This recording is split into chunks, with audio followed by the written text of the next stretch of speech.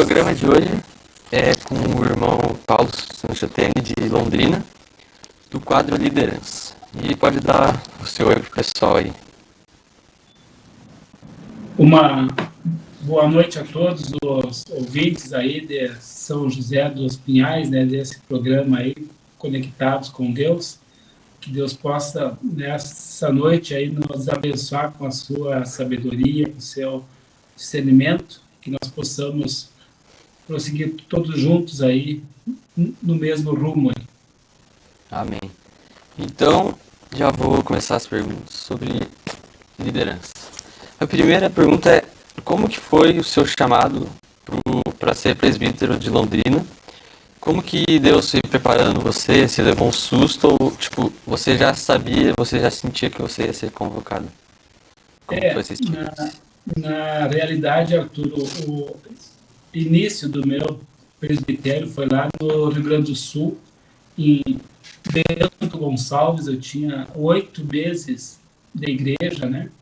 E foi uma das coisas que me impactou muito, né? Quando eu soube que Deus tinha, né, mais uma igreja por cidade, e que o presbítero ele seria um prefeito municipal, né, espiritual, né?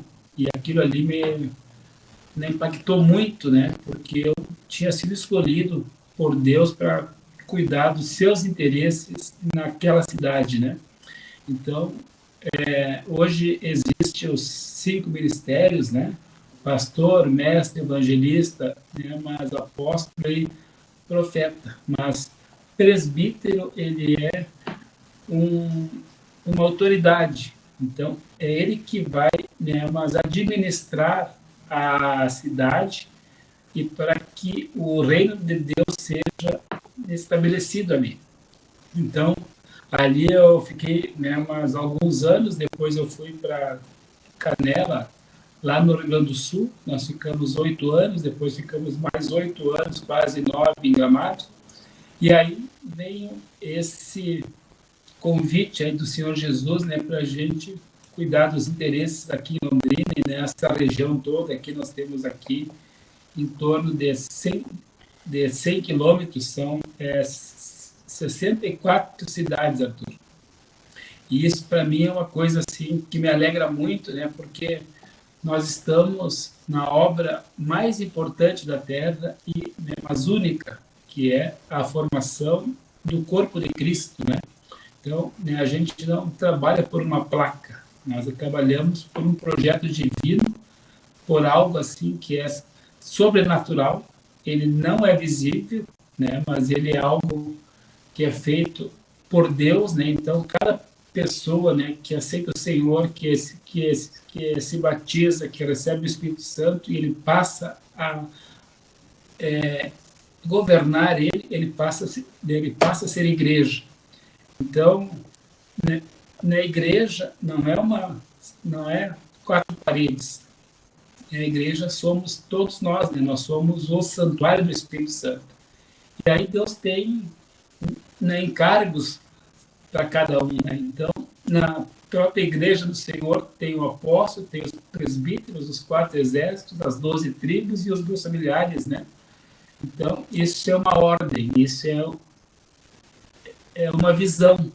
E o presbítero tem que administrar, né, para que toda essa estrutura seja, né, mas implantada em cada cidade autónoma.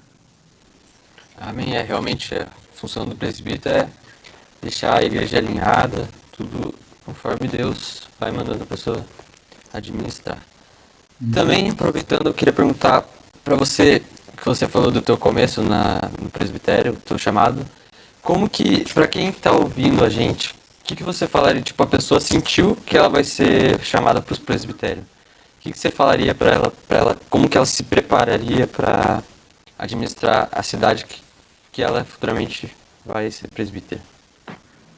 Na realidade, a gente não há uma preparação natural, né? Há uma consagração, e a busca contínua e a obediência leva aquilo. Então, por exemplo, para nós sermos um ministro, isso é um processo, né, que a gente começa, né? por exemplo, né, eu não sabia lidar comigo, nem com a minha esposa. Aí daqui a pouco Deus pegou e me deu um grupo familiar, me deu 2 grupos familiares, me deu 3, me deu...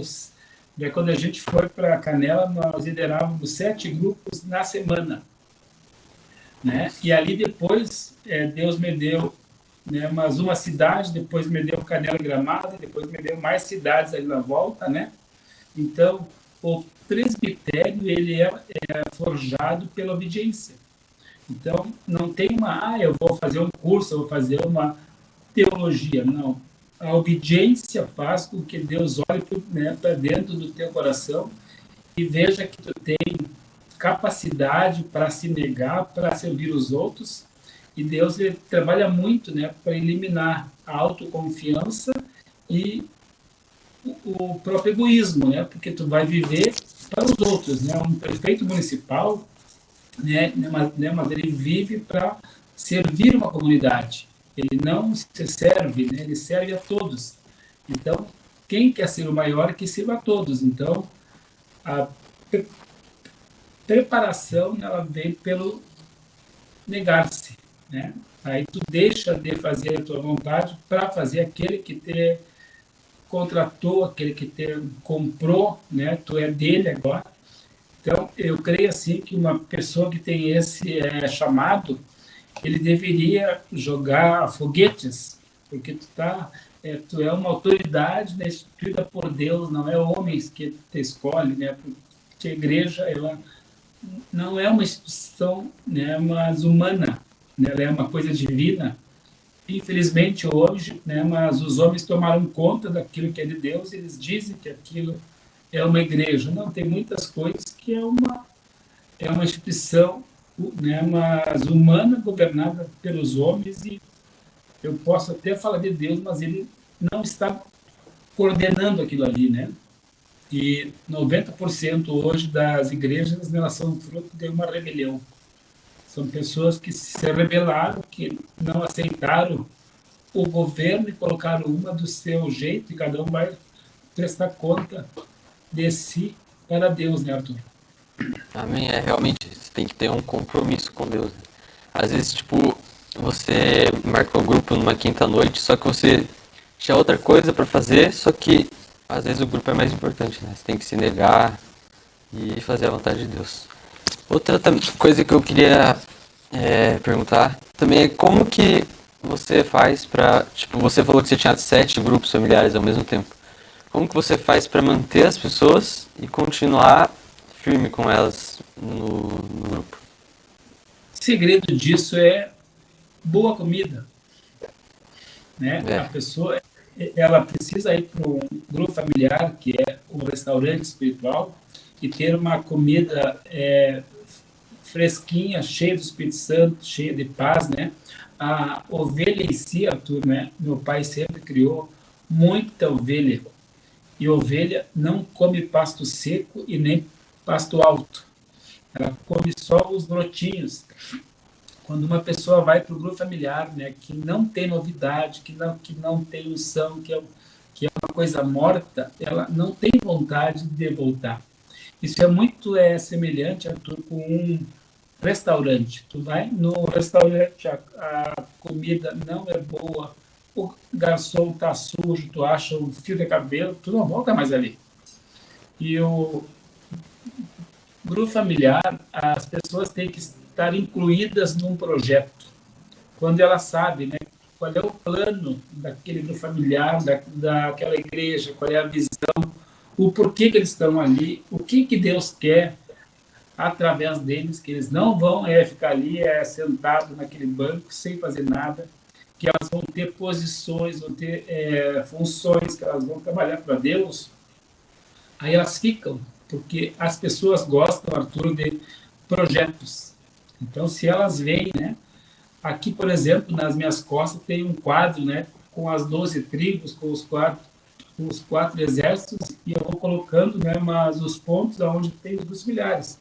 Hoje nós já temos 6 ou 7 grupos na semana aqui em Londrina, né? Então, as pessoas que a gente vai para a casa delas, elas ficam sabendo que Deus quer usar elas. E elas se sentem participantes, Então, elas querem, eu digo, né, vocês precisam crescer para vocês, né, administrar esse grupo e cuidar de outros grupos, daqui a pouco cuidar de uma cidade. Tá? Tem vaga para todos. Nós temos 64 cidades aqui na volta, né? E isso faz as pessoas ficarem vivas, com a esperança de serem servos, né? E poderem pegar e liberar os seus dons e talentos. Amém. Tem que Deus dar revelação para a pessoa certa, né? Às vezes, tipo, você evangelizou para a pessoa, aí daqui a pouco, sei lá, 2 anos, a pessoa abre outros grupos familiares, ela sozinha. Isso que é bem importante, que é o evangelismo, né? Porque assim, o que acontece, Arthur? O bom líder, ele extrai daquelas ovelhas o potencial delas.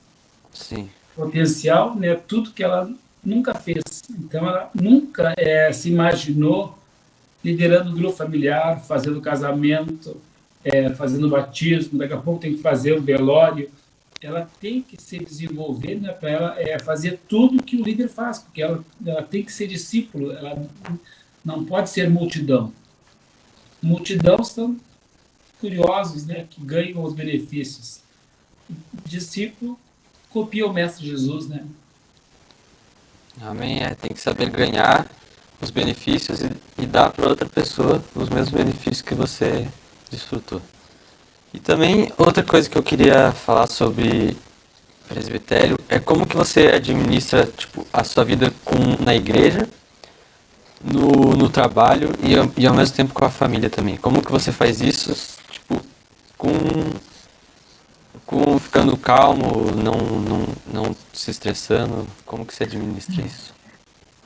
Isso é uma obra do Espírito, né? Eu sou muito incompetente para me conciliar tudo isso, mas eu dependo muito que Deus flua e que Deus cuide das coisas. Então, a Bíblia diz, tu busca o reino em primeiro lugar e a sua justiça e todas as coisas serão acrescentadas, né?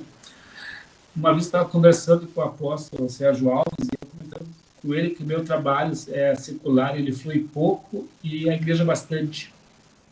Ele diz assim, irmão, tudo que a gente foca expande.